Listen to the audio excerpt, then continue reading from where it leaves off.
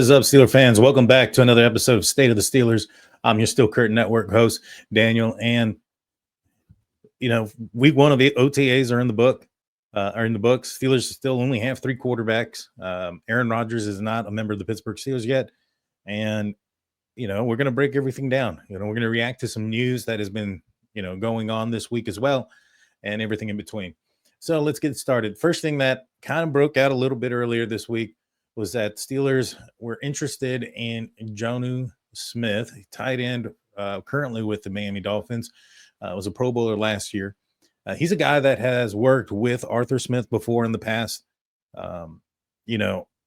Reasons for and against it. He's worked with Arthur Smith. Arthur Smith utilizes a lot of the tight ends. We saw Pruitt quite a bit last year, even Hayward as well. If the Steelers end up making this trade, I think that you're looking at maybe even a lower load for Hayward, maybe perhaps even practice squad positioning for that for Connor if the Steelers end up making a move for Jonnu Smith.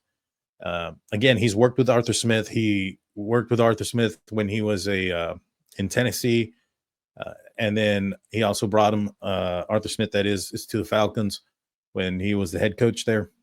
And then obviously last year he went to Miami, where he caught 88 passes on 111 targets for 884 yards and 8 touchdowns. It was the first Pro Bowl of his career. And, for Arthur Smith, the tight end position, I think, is huge, right? This is a receiving type of tight end as well. And right now the Steelers have, they got a wide receiver group. Start heading it off with DK Metcalf. But after that, it's a question mark. I mean, is it going to be Woods? Is it going to be Roman Wilson, Calvin Austin, somebody that's not on the team currently, Ben Skorozik, I think I said his name wrong, but Ben S. Who's going to take over for wide receiver too? We'll talk more about it a little bit later as far as the how things look in OTAs. But in Arthur Smith's offense, it's always been, the tight end. And so last year, the tight end rotation was pretty prevalent. It was obvious it was going on. So could he be an addition to the Pittsburgh Steelers, especially in the passing game? Yeah, 100%. Now, reasons maybe why not to do this. I mean, you just paid Pat Freiermuth not too long ago a bag, and he really wasn't used very much last season. When he's been used, when he's been the focal point of the offense, good things have happened. And I just don't understand why they don't use him more often. Now, I do know, I don't think it was last year, maybe in the year before that, where he was dealing with some rib injuries and things of that nature. Last year, I don't remember if he had an injury or not. He's had some bumps and bruises, that's for sure. But, utilizing him, especially in the red zone, where the red zone has been a kind of an Achilles heel for the Pittsburgh Steelers. I don't understand why him nor even Darnell Washington aren't used more in the passing game. Every time Darnell got the ball, he was dragging people, getting first downs and things of that nature. So, adding another tight end is going to lighten their load as well. I see that maybe perhaps Pat Freiermuth gets less than 70 targets or 70 receptions. I think that's what he had this past season, about 70 receptions. And I can see him going even lower if a move like this happens. Now, Pat Freiermuth, I think the only part of his game he really still needs to elevate, I guess, would be the blocking aspect. I mean, I think he's okay at it. He's gotten a lot better over his career, but, he's not a Darnell Washington when it comes to blocking. And I'm not sure where Jonnu Smith is on the blocking aspect either. But, if Pat Freiermuth wants to stay on the field more, being a more efficient blocker will definitely help that out.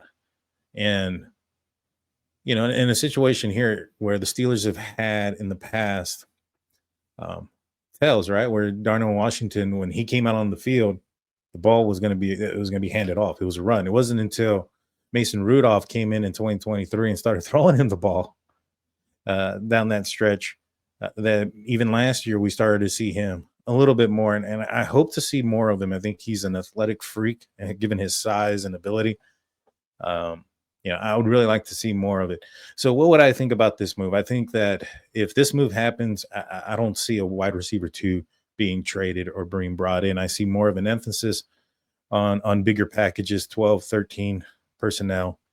23 personnel, having two tight ends out there. Um, well, whatever it is, having 2, 3 tight ends on the field and really putting some defenses in some uncomfortable positions, because if you have these guys that can catch and you put them out there and you bring in the big boys, you're going to spread them out and let these guys catch. If they try to counter with nickel or dime coverages over these tight ends, and you bring it in closer and just pound the rock. All indications from OTAs is that Caleb Johnson is him. He's, granted it's shirts and shorts, but I was watching a couple of clips of him and doing some drills, and man, the way that guy just bounces to the left and to the right, and his acceleration is just gone. He's gone. I don't know what happened with his 40-yard dash, that he got a 4.5 or something of that nature. But if that's the reason why he fell to the Steelers into the third round, they got themselves a steal, in my opinion. So do I think in the end, this is going to happen? I don't know. Maybe. I'm not opposed to it. We'll see what happens. All right. We had a couple of former Hall of Fame or some former. Sorry about that. I stumbled on my words. We had a couple Hall of Fame quarterbacks, former NFL quarterbacks, comment on the Aaron Rodgers situation this past week, and I kind of wanted to talk about them both. The first one was Terry Bradshaw. He was on a radio. He was doing an interview on a radio show called 103.7 The Buzz in Arkansas, and when he was asked about the Aaron Rodgers situation, he said, "It's a joke." And I'll quote him. He goes, "That's a joke. That is just to me a joke. What are you going to do? Bring him in here for 1 year? Are you kidding me? That guy needs to stay in California, go somewhere and chew on bark and whisper to the gods out there." End of quote. Interesting thought there. Chew on bark and whisper to the gods. That's a weird thing to say. I wonder if maybe it had something to do with Aaron Rodgers saying that he don't want to move to Louisiana and he's too old for it, because when he was asked about the Saints gig, he said, "I don't want to move to Louisiana." Well, that's where Terry's from. So I don't know, maybe he took it personal when he said that. But man, some harsh words there from the legend Terry Bradshaw on Aaron Rodgers. First and foremost, right now, this is voluntary stuff. I think that Aaron Rodgers probably signs after minicamp. I know a lot of people don't want to hear that, but I don't think he ever intended on coming to training camp. To minicamp and OTAs. And that's the reason why he hasn't signed, in my opinion. Yeah, I think that if he signed and then didn't show up for either one of these things, and one being mandatory, I think that probably would spark a lot of controversy, a lot of the fans talking, and which they already are. But could you imagine, he signs and then he's not in OTAs, but he's at a Mike Stud concert doing a Q&A. You know what I'm saying? He's on Joe Rogan. So, a lot of people are going to question his motives even more, and so I take it from that approach. I don't, and in the end, and I asked this to Shannon White on The Hangover the other day. I asked him, I was like, "Hey, looking back in hindsight, it's kind of hard to do, right? To predict in the future what hindsight would look like. But if it's week 1 and the Steelers are going in to play the first game, and Aaron Rodgers is there, and he was there the entire training camp, do you think it's going to matter whether or not he was there during OTAs and minicamp?" He said, "No, of course not. I don't think so either. There's going to be a lot of players that aren't going to be there." I think Cam Hayward said, and I know it's a different position. I get it. The quarterback position, he's the one that controls the ball. But Cam Hayward mentioned he didn't go to OTAs and had a great season last year. Now, I don't think missing practice is equates to better play. I don't subscribe to that formula. But I understand what he's trying to say, that it's not necessarily needed per se. So, I get, Shannon's position too. Like, hey, you want to know because you want to make your team and decisions for your team based on that decision. You need to know who the quarterback is. Well, I think the Steelers probably do know who their quarterback is. Not too long ago, it was Matt LaFleur who was on the Up and Adams show, and he said, "I'm pretty sure the Steelers know what they're doing. I'm sure they're confident in what they're doing, and I would fully expect him being Aaron Rodgers, to be a Pittsburgh Steeler." That a lot of people know this. I think that there was a secret handshake deal on this, and he's the Steelers already know. That's why they signed Mason Rudolph. The whole point behind signing Mason Rudolph is that, if Aaron Rodgers were to go down, they don't want to go to a quarterback that they have to change the entire playbook for, right? So, like, if you have a mobile quarterback and Aaron Rodgers, you're not going to play the same game. You're not going to have Aaron Rodgers doing RPOs and things of that nature, or plays to set up the RPO or quarterback runs like you would with a Justin Fields. So, uh, you want to make sure that the game plan doesn't go too far off. So that was the whole purpose behind bringing in Mason Rudolph. So I think that the Steelers fully expect to sign him. I wonder if this means that Terry Bradshaw is not going to give him the okay to wear number 12. I guess Aaron, if he ends up deciding to join the Pittsburgh Steelers, will probably be number 8. But we're going to take a quick break. When we get back, we're going to talk more about that other quarterback who was mentioning the Aaron Rodgers situation at the Pittsburgh Steelers. And hey, welcome back, guys. Before we get back into the content, I want to remind you guys of our website, SteelCurtainNetwork.com, your one-stop shop for Pittsburgh Steelers news and coverage. Go check it out. When Aaron Rodgers signs, if he signs, that breaking news is going to be there, and so much more breaking news is there. You want to be the first to know? Check it out on the website and get involved in the comments. Get into the articles. Once you sign in, you can. It's free to sign in. You sign in and you can comment away. Give us your opinions. It's been more than once that somebody's gone in the comment section and then turned into a writer. So you never know. Go check out SteelCurtainNetwork.com, your one-stop shop for Pittsburgh Steelers news and coverage. All righty. So another Hall of Fame quarterback, entered his opinion on the Aaron Rodgers scenario, and that was Payton Manning. Payton Manning. Let me see. He said, when asked about Aaron Rodgers and if Aaron Rodgers was still a championship caliber quarterback, he was asked this question, and Payton Manning answered, "I think so. Look, the guy's super talented, probably as arguably one of the best arms of all time. He's just kind of elastic." I'm not sure what he means by that. "I don't have any insight on that. Hopefully he gets with the team soon and kind of gets going. It's fun to see him back out on the field." And I agree. I mean, he's not throwing him under the bus or any of those type of things. I think that in the end, I think he's absolutely right. I'm excited to see him. I still think he has the zip. He still has the arm. Now, can you do it for 17 weeks? That's a big question, right? I know he did it last year. He did it for all. He played in all games. He played out his entire season last year, injured and all. I mean, there was some reports that he had some, leg injuries that he was dealing with throughout the season, and so he was able to do it last year. I don't know if you're expecting somebody that's going to be 41, 42 this year in December, I believe. You're going to want him out there for all 17 games. I mean, the Steelers typically play some primetime games that end up on short weeks and things of that nature. And I would like to think that if the Steelers got something set up, whether it's the division or a wild card playoff spot down the line, that they're probably going to rest him if they don't need to play him. Now, obviously, if the Steelers are in a situation where, win and they're in, or win and, you got the division, then he's going to play it. He's going to play that game.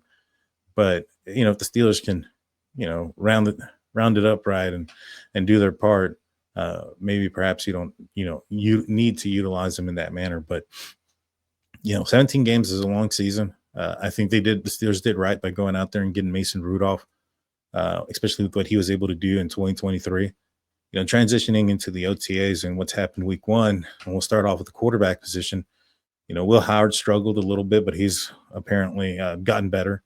Mason Rudolph looks like the best quarterback out there of the bunch, which is no surprise.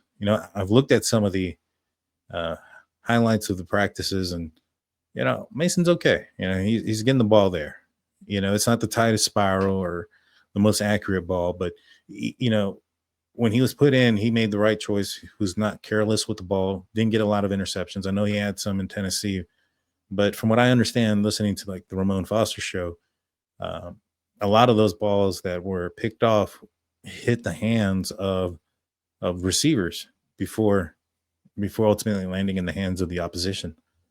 And so, yeah, I think the Steelers know what they got in him, and I think they would be comfortable going to battle with him for sure, especially given how how ready and prepared he was.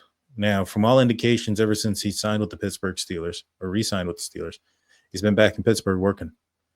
He's there through OTAs, there through all the voluntary stuff, been in the building, worked out with the guys multiple occasions. He's a true professional. I would be okay with Mason Rudolph starting. Now, if I was going into a game, and it's just me being 110% honest with you, and the Steelers needed to win this game, and it was against a top quality Super Bowl caliber team, I would rather lean on a healthy Aaron Rodgers than a Mason Rudolph. That's just my personal opinion. But I would be able to ride with Mason if Aaron didn't sign. I just think he is. I mean, at the end of the day, I think the Steelers already know. Decision's already been made. I think they're just, for whatever reason, maybe the optics of him not being there throughout OTAs or training camp or mini camp is something that they don't want to have to deal with.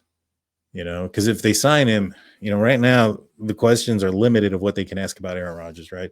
But if they sign him, everybody's going to be asked, like, well, what do you think about Rodgers not being here? Do you prefer Rodgers to be here? Blah, blah, blah, blah, blah. You can really compile all those questions on the players and really make it a distraction. So maybe this is more than one fold as to why he hasn't signed. But what else can we tell from the first week of OTAs? TJ Watt and DK Metcalf haven't been there. This is voluntary. Metcalf has worked out with the team in some form or fashion, whether it's Aaron Rodgers or even Mason Rudolph. I think Mason said he's thrown with him a couple of times. So he may not have done the organized training of OTAs, but he has worked some with the other players. And I'd be interested to see when he does come in. I think for sure he's going to be there for minicamp. Minicamp is something that is not voluntary. It is mandatory. I would expect to see him. TJ Watt's going through a contract situation.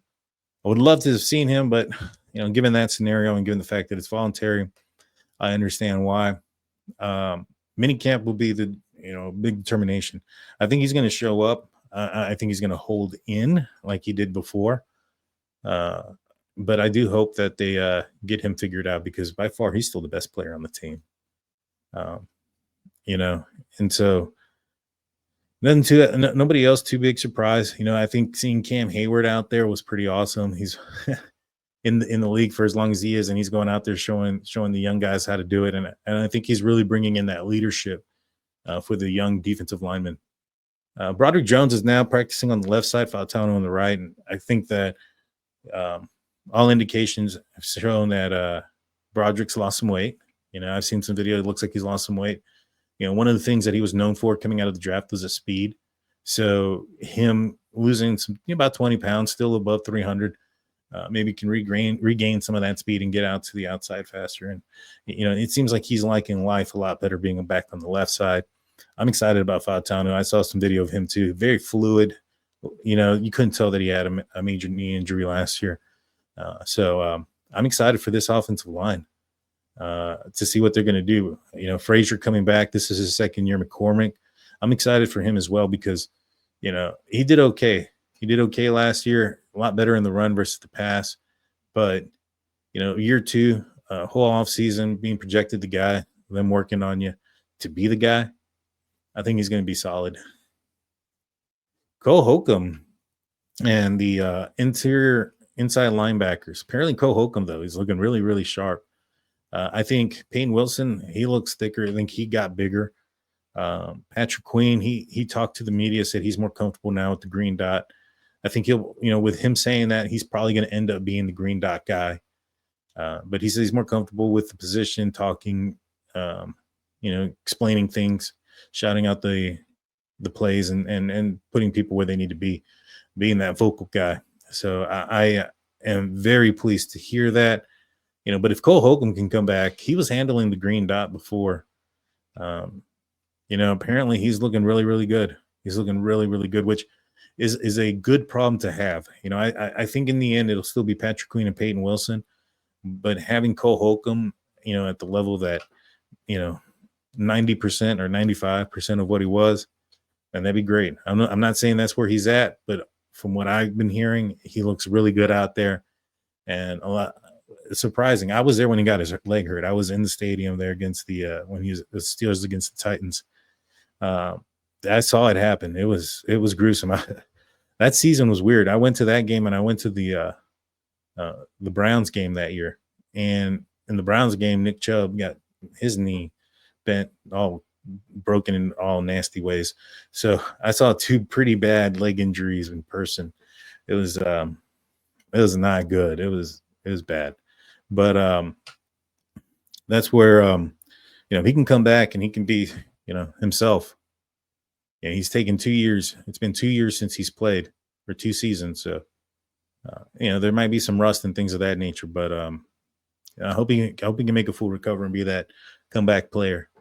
As far as the quarterback, the receiving position, Roman Wilson, I've heard a lot of good things. I've heard he's gained some weight, some good weight, and he's bulked up a little bit. A lot of indications that he's looking really, really fast, really fluid,